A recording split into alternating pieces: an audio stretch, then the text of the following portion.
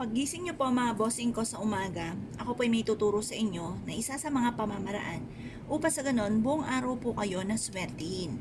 Kung napapasin po ninyo na parang napakailap ng swerte na kahit anong gawin po ninyong kayod ay sa wala't wala, mainam na subukan niyo po ito. Ito po mga bossing ko, kahit mga sunod-sunod na ilang araw ninyo siyang gawin, mapapasin niyo po kaagad kung ano man yung wini-wish po ninyo ay kaagad niyo itong natutupad. Ngayon po mga bossing, masasabi ko lamang, kailangan focus ka lamang kapag ikaw ay nagwi-wish para kaagad nyong ma-achieve kung ano man yung ninanais ninyo. Kagaya po nito mga bossing, kumuha lang po kayo mga bossing ko ng isang dahon ng laurel.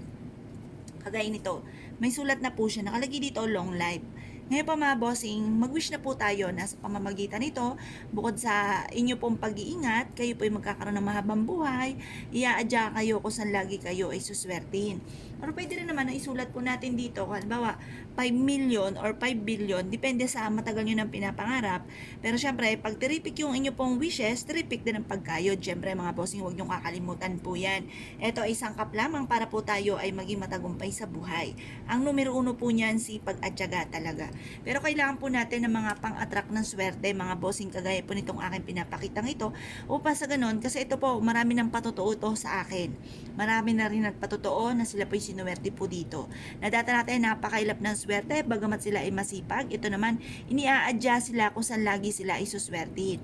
Kayo po ba'y nakagawa na ng ganito mga bossing ko sa pamamagitan ng dahon ng laurel? At ganon din po mga bossing ko itong ating kandila, na tayo po ay nag-wish na po dito. Ang aking isa sa mga ginawa, mga bossing ko, yung binulong ko lamang sa dahon ng laurel. Yung iba sinulat.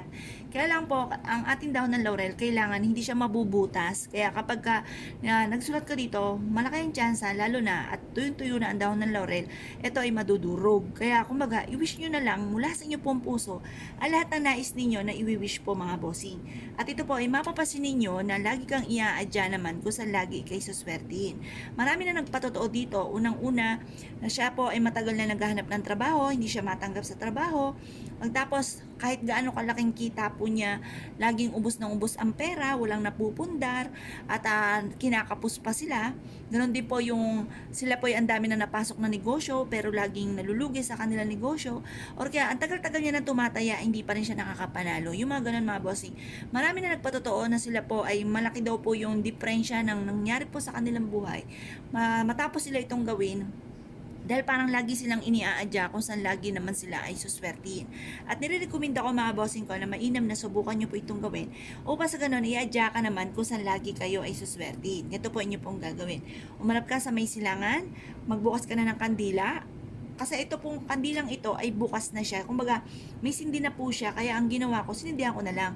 Pero kapag bago ang kandila po ninyo, ibubulong nyo muna ang inyong pong pangarap. Pagtapos, saka nyo po siya sisindihan. At saka nyo po siya itatayo ng maayos. Huwag po yung patumba-tumba kasi negative sa inyong patumba-tumba. Ngayon pa mga bossing, mag-wish ka po dito na magkaroon ako ng maraming pera. Siksik-liglig at umaapot, maraming blessing ang darating sa akin. Ngayong araw na ito ay magkakaroon ako ng malaking benta. Yayaman ako at magiging matagumpay sa buhay. Siksik-liglig at umaapaw at maraming blessing ang darating sa akin. Matutupad lahat ang aking mga pinapangarap, makakabayad ako sa aking mga pagkakautang, at siksik-liglig at umaapaw at maraming blessing ang darating. Basta paulit-ulitin nyo yung mga gusto nyo na maganap sa buhay po ninyo. Pagkatapos mga bossing, mas mainam na gumamit po kayo ng tweezer or kaya ay tiyan para hindi kayo mapaso. Kailangan maubos nyo po ang dahon ng laurel ng papausok or pagsusunog mga bossing. Kung kayo po mga bossing ko ay naniniwala at nais po itong gawin, ay siya mga bossing, good luck po sa inyo po lahat.